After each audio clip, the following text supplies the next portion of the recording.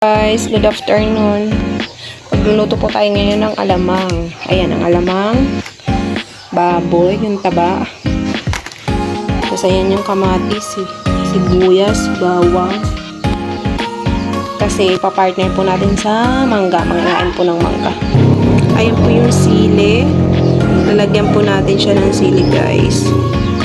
Para medyo maanghang. Ayan, guys, isasalang natin muna yung ating taba at pamamantikaan natin.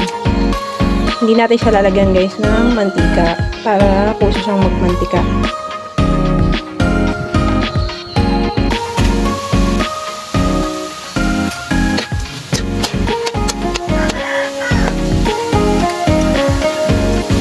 Ayan, guys, so nagmamantika na siya. Nakakatakot. Takot para mo na pumapilan siya. Kasi nag-ano siya na pumuputok-putok. Gawa ng taba nga siya. Pag nag-brown na yan, okay na. Igigisa ko na yung alamang. Ayan, guys, so tinakpan ko kasi pumuputok siya. Ayan, guys, tapos na. Okay na yan, pwede na yan. Guys, magluluto na tayo. Magigisa na tayo ng alamang.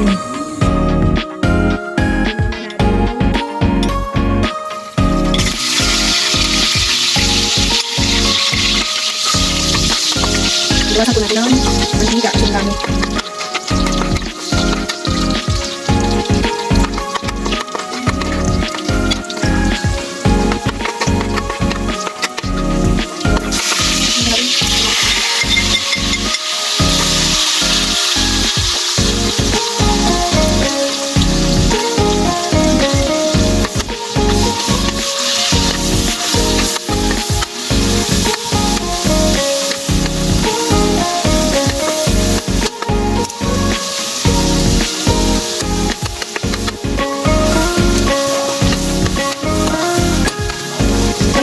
Durog na yung kamatis, so luto na siya. Ibig sabihin, pwede na ihulog ang ating alamang. Ilagay ko po sa strainer para tumulo siya. Para mag-drain. Nubasan ko kasi.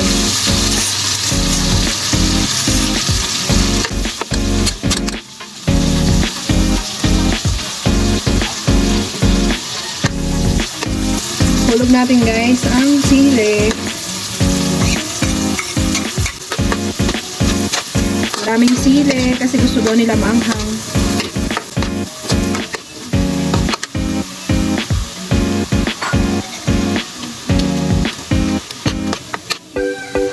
Lagyan natin, guys, ng asukal. Asukal.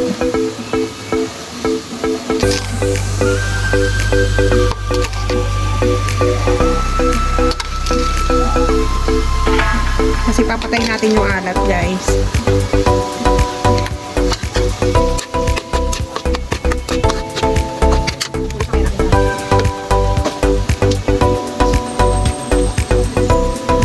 Guys, ilagay na natin tong taba para maano niya yung lasa.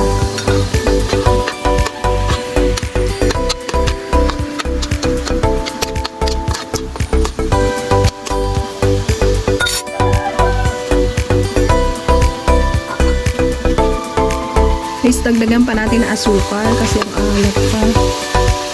Ayan, guys, dinagdagan ko siya ulit ng asukal.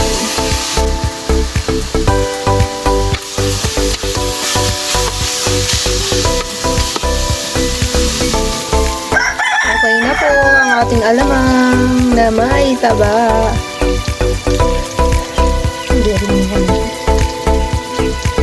Ayan, guys, ang alamang at ang mangga. Mamaya kakain na po kami niyan. Gusto ng mga bata kasi yan. Thank you. Thank you for watching. God bless.